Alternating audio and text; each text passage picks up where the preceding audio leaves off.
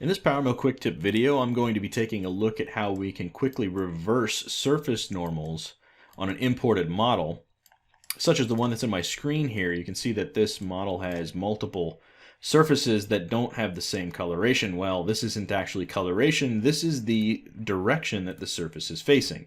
Now, the reason why we would want to reverse these surfaces is that when we're creating toolpaths and boundaries and other things within PowerMill, PowerMill is looking at that surface direction, and quite often what will happen is the toolpath will want to avoid these areas along with maybe the boundaries that we want to create. We'll try to avoid these areas because it will see them as disjoint surfaces because they're not facing the same direction.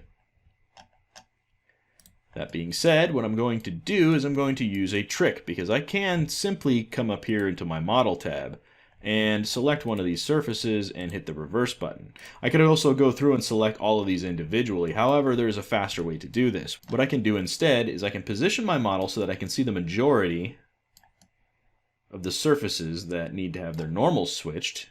That way they're all within my view angle and I can see them all. I can right click on the model, and within my selection tools, in the flyout of the selection tools, you'll see I have this select visible reversed components.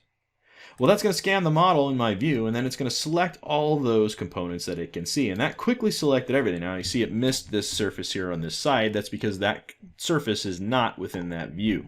I'm going to go ahead and select that one as well, and now I can quickly come in and change all of those surfaces in one shot.